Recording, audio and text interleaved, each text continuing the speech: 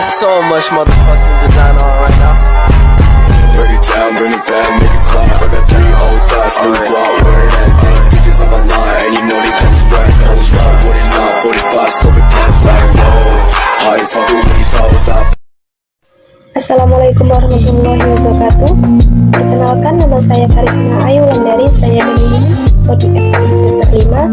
Saya melakukan tag video ini sebagai penyelesaian tugas UAS selaku dari mata kuliah Bapak Syarif MPDI. Bismillahirrahmanirrahim. Saya mengambil tugas UAS Etika Politik Pendidikan bagian nomor 1 selaku Bapak Syarif MPDI. Saya izin menyelesaikan tugas UAS yang beliau berikan. Saya akan menjelaskan kebijakan politik Orde Lama terhadap pendidikan di Indonesia, bahwa pendidikan Islam pada masa Orde Lama yaitu adanya para tokoh yang memiliki semangat tinggi untuk memperjuangkan pendidikan Islam. Kemudian para tokoh tersebut telah memiliki alasan agar pendidikan Islam menjadikan pendidikan yang dapat diatur dalam undang-undang. Kemudian selang dari beberapa bulan pada saat Indonesia sudah merdeka, bahwa pemerintahan memberikan berupa perhatian terhadap pendidikan Islam, yakni pada tanggal 27 Desember 1945, Badan Pekerja Komite Nasional Pusat mengadakan berupa pembicaraan yang mengenai tentang garis besar pendidikan nasional. Pembicaraan tersebut telah dibicarakan oleh Karl Ostenbrink dalam buku pesantren Madrasah Sekolah yang dikutip oleh Imam Syafi'i Hamadi dalam Abu Dinata, yang memiliki usulan tentang pendidikan agama sebagai berikut. Yang pertama adalah pelajaran agama dalam sekolah akan diberikan pada saat pelajaran di sekolah. Kemudian yang kedua, guru dibayar oleh pemerintah. Yang ketiga, guru diangkat oleh departemen. Yang keempat, guru agama diharuskan untuk cakap dalam bidang pendidikan umum. Yang kelima, kualitas pesantren serta madrasah adanya perbaikan, bahwa kebijakan pendidikan Islam pada masa Orde Lama yaitu memiliki tingkatan kebijakan pendidikan Islam yang dapat memberikan perhatian dalam suatu lembaga pendidikan Islam, baik itu sekolah madrasah atau sekolah non kelembagaan, seperti dapat dicontohkan dilanggar surau tempat mengaji dan sangat dirasakan dampak positif bagi perkembangan madrasah.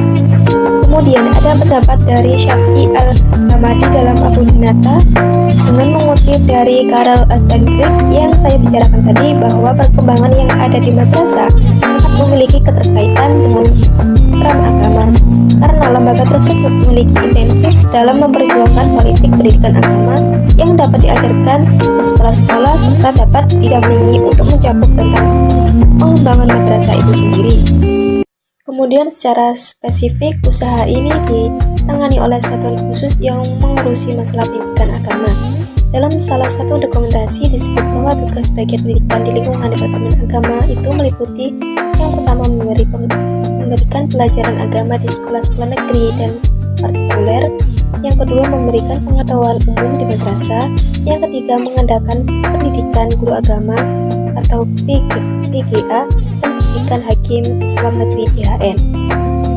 Kemudian dari kesempatan tersebut telah digunakan oleh masyarakat Muslim Indonesia untuk mendirikan lembaga-lembaga pendidikan Islam seperti yang diungkapkan oleh Profesor Haji Mahmud Yunus dalam buku sejarahnya Pendidikan Islam di Indonesia, yang telah dikutip oleh Syafi'i Al-Hamadi dalam Abu Dinata dari data yang telah dikumpulkan pada tahun 1945 terhadap 13,8 madrasah dan 2,017 murid di Indonesia. Kemudian pada masa Orde Lama ini perlu diketahui terjadinya perkembangan kurikulum sebanyak 2 kali, yaitu kurikulum 1947 yang lahir pada masa kemerdekaan yang telah mempunyai istilah Leerplan atau bahasa Belanda yang artinya rencana pelajaran. Kemudian ada kurikulum 1964 yang merupakan penyempurnaan kurikulum dari 1947 dengan nama Rencana Pendidikan Sekolah Dasar 1964. Kemudian dengan demikian dapat dikatakan bahwa pendidikan di masa Orde Lama merupakan pendidikan yang bersifat sentralistik, yang artinya sistem pendidikan diatur oleh pemerintah pusat dan daerah yang telah diberikan wewenangan hanya untuk melaksanakannya sebelum otonomi daerah. Kemudian di sini saya akan menjawab tentang faktor-faktor apa saja yang dapat mempengaruhi kebijakan politik Orde Lama dalam pendidikan Islam di Indonesia yang saya jelaskan tadi. terjadi. Bahwa menurut saya hal tersebut terjadi dalam pemerintahan Orde Lama yang pada dibawa oleh kekuasaan pemerintahan Soekarno karena adanya suatu para tokoh yang memiliki semangat tinggi dalam memperjuangkan pendidikan Islam dan akan dapat diatur pula menurut undang-undang. Kemudian pula ada bentukan dari pemerintahan yang memberikan perhatian dalam pendidikan Islam sehingga hal tersebut terjadi dalam politik pendidikan pada masa Orde Lama. Kemudian di sini saya akan memperjelaskan secara detail mengenai faktor-faktor yang mempengaruhi kebijakan politik pendidikan di masa Orde Lama. Yang pertama adalah mencakup tentang faktor keagamaan, bahwa dalam proses pembudayaan mengenai manusia merupakan dari keberadaan pendidikan yang mutlak sangat diperlukan, sehingga bukan saja karena ia merupakan produk sejarah dan masyarakat, melainkan juga peranan yang memiliki asasi dalam pembentukan di hari depan. Kemudian yang kedua adalah faktor ideologi agama, bahwa pendidikan Islam dan pendidikan nasional Indonesia sangat tidak dapat dipisahkan baik satu dan lainnya, karena dapat ditelusuri bahwa dari dua segi telah memiliki konsep tentang penyusunan sistem pendidikan nasional itu sendiri. Kemudian juga telah memiliki berupa hakikat pendidikan Islam yang masuk dalam kehidupan beragama Muslim di Indonesia.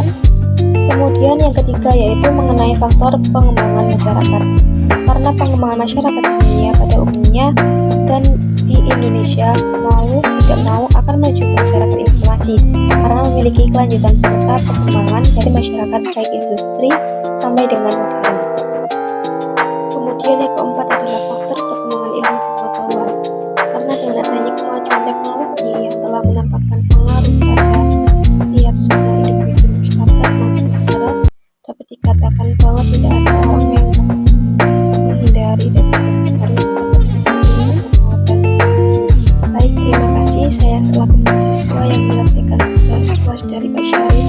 Mohon maaf jika ada salah kata dalam penjelasan saya. Saya akhiri, akhirul kalam, ini Assalamualaikum warahmatullahi wabarakatuh.